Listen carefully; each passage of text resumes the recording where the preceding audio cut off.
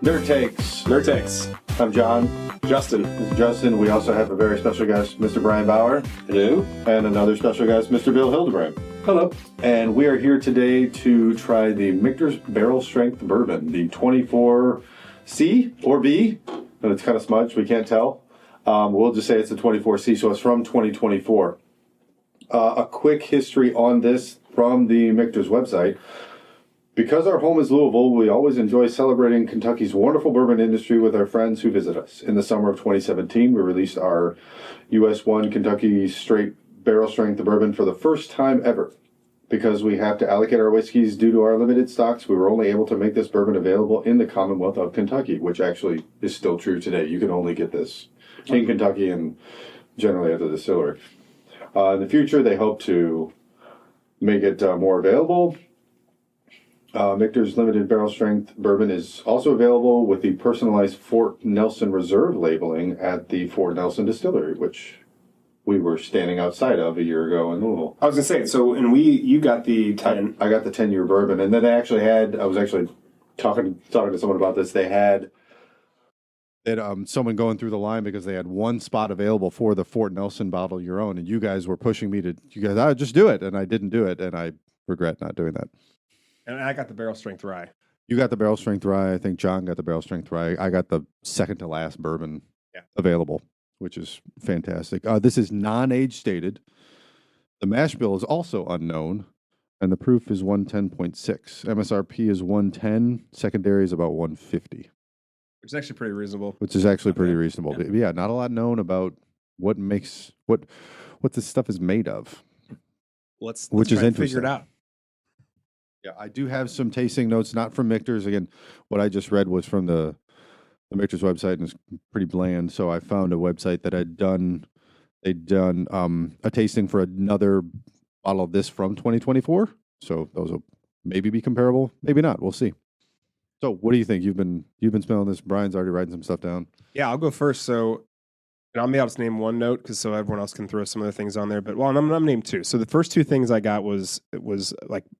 Obviously, you get caramel, but it was molasses. It was like very rich. It was very like a very, very. I got brown sugar. Yeah. So if you throw all the sugars together, and it makes this really rich flavor to it, and also got like leather. And I know that we joke around that I say leather a lot. Yeah. But I legitimately was like, that smells like a really nice leather bag or really nice leather wallet. Okay. Yeah. Along the sugar notes, I had maple butter, like raw maple syrup. And butter. There's like a creamy quality to it that's pretty interesting, or raw honey. So along with those molasses lines of really dark raw honey, definitely. But that creaminess is really interesting to me. But also some coconut and chocolate in there, like Dutch dark cocoa powder. What'd you get, Dad? I got a little cinnamon. Yep, I got that too. Okay. I mean, you can see the color on the screen. Like this is it's a pretty rich. It's a really dark amber. You have a specific color for it, probably, but no, dark amber would be kind of where I would go. Yeah. So well done. Thank you. But there's a tropical note to it as well. Like there's banana peel and coconuts and citrus peel to me. So what do they get with one of the batches? So what they got a rich cherry note mixed with roasted walnuts. Demerara sugar. Demerara. Cocoa, molasses, stewed fruits. It's rich, fruity, cherry cordial, big cherry candy note, dark caramelized sugars, etc. Almost cherry cola. Like there you go. Like cherry Coke. When I added the water, the cherry jumped out as soon as I added just a little bit of water to it. So, palate, what do you think? You've had a sip. I haven't tried it yet. I got immediately citrus. I got immediately like an orange peel. I think that's like the number one thing that jumps out to me immediately. Yeah, the orange. I do think it tastes like it smells. So all of those same flavors and aromas are kind of there. The finish is really, really nice and long. Yes, it is. It's we talk about how long do the pleasant flavors stay on your palate after you've swallowed it, right? If it's 30 seconds, that's pretty long. If it's a minute, that's really long, and it's it's been at least a minute. Yeah, and it's just working its way down. Yeah, it's got and then the alcohol, the hug, the hug. Kentucky hug. It's there. It's there, but it's not. I like 110 as a proof. I think it kind of is. It's a subtle hand, right? It doesn't have to punch you in the face. You get it, and it just kind of warms you. Upon adding water too, like now I'm getting cherry, but when I'm not getting like the really fancy cherries, I'm actually getting more of like the cheapy bright red maraschino cherries. Yeah, maraschino. Yeah. Yep. Like candy cherries, right? Like almost like not Luxardo, but not Luxardo, almost like not even real tasting cherries, like the cherry extract flavor. I was thinking of those the cherry old juice, not even the cherry itself. Sure, like a kitty cocktail. Old cherry candies that my grandma used to get me from Famous Bar in Clayton, where they had the candy section in the overpass there, and they're like a sour red cherry candy, and it's bright red. Okay, and I think it's almost like a gummy, but it's not. Yes, it doesn't have the citrus on the outside. It's just I know what you're talking about. Yeah. That's it's funny. It brought the memory out. So when I do the citrus, and then actually after I tasted it and went back to the nose, you can get a lot more of the citrus on the nose after trying it. Yeah. So I didn't get that on the first try. Totally agree. Palate, creme brulee, Luxardo cherries. I disagree. Well, it's a different bottle. It's a different batch, so it's close, but probably not that close. Poached stone fruit intermixed with freshly made graham cracker and marshmallow s'mores. Mouthfeel is viscous, heavy on the tongue, with rich syrupy, sweet mouth coating character. The palate is unmistakably classic Kentucky bourbon, just cranked up to 11. Yeah, I mean that's true, and we can kind of lead that into the finish. Like it does have a very nice forever mouth warmth, but it's all in the back of the throat.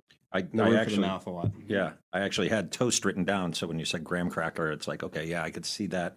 I didn't really get the marshmallow. I do, power of suggestion. After you said it, it's like, oh, yeah, I could see that. But a little bit of black tea coming across too, like just for tannin from the wood, like the bitter quality of tea, unsweetened. I think this is where the spice comes in. Like I'm getting it's more spicy on the finish. Cinnamon, nutmeg, mace, all of those classic baking all spices. the baking spices that you mentioned, cinnamon. Yeah. Okay. Well, what are we supposed to get on the finish? Long finish full of maple syrup, toffee, heavy loads of barrel char and oak, baking spices like clove and cardamom, lingering sip, and they make an appearance, and that's pretty much it. Okay. Yum. We got to ask producer Justin what he thinks. Anything we didn't say? No, I'm pretty sure like you nailed everything that I had. I thought clove, so I was really glad to hear you say clove there you go. right at the end. On the finish, you're all saying back of the throat, and I don't know what I've done to my palate, because for me it's like right on my tongue. It's good and it lasts a while. It's the right kind of spice, but it's not in the back of my throat at all. It's right on the tip of my tongue. But it's very good, and I do feel the hug, though. I will say that. Yeah, that warmth. It's there. Yeah, it's there, but I wouldn't say it's a long-lasting finish. It's there. But it's really good. I'll reserve evaluation here for a little bit. Yeah. I would say this is, to me, it tastes like a high rye mash bill. Spice. I mean, all the we've been talking about spice after spice after spice after spice. That's rye that gets you there. Right. So typically, at least to me. So I just like the full mouth. It's got that full mouth, like it's very. You can tell it's viscous. Those fusel oils and that viscosity. Is what I was trying to think. All right, ratings, Brian. I'm kind of at Stormtrooper Luke. There you go. I think it's a really, really well made product. The biggest problem is it's so delicious. I don't know it would last very long. I'd want to keep going back to it, But yeah, no, I think I'd go solid Stormtrooper. Bill, I'm thinking the same thing. I don't get all those tastes that you guys all have because I'm not that experienced with it. But I did notice the cinnamon and the maple and the cherry and stuff like that. So, and I have the burn and the hug and stuff. The burn's more on the back of my throat. back of my mouth, I guess, in the throat. So I remember, like, it's once again, I'll be like you. If I had it at home, I'd get after it, right? Wouldn't be there very long. Yeah, he'd be killing this Yeah. very quickly. And I would be giving myself a little drink of. Yeah, it'd be fun. I mean, I was already had 8 in mind, so Stormtrooper Luke for sure. Don't need to echo everything. I mean, I'll parrot everything too. I think it's a solid 8. Across the board, Justin, he's going to screw the average. Peer pressure. No, actually, I'm straight at an 8. I would sip on this all night. What was the MSRP on it? 110. Yeah, I'll stick with an 8. That's fine. Yeah, Yep. I would sip on it all night. I thought it was really good. MSRP 110, secondary about 150. Yeah. So not. I mean, terrible. If this cost as much as a Booker's, this is better than a Booker's. Absolutely, yeah. And then obviously the price point's a little bit higher, but Yeah, just harder to get, harder to find. $120 bottle. This is really But good. go to Kentucky and you might be able to get lucky, or just stand outside Michter's before they open. Let's go. I mean, I'm willing to go again. Me too. Well, yeah, that was a good trip. Okay. So, yeah, resounding 8. Definitely a bottle that if you see it, you should probably grab it. Nerd Takes. Bye-bye, Nerd Takes.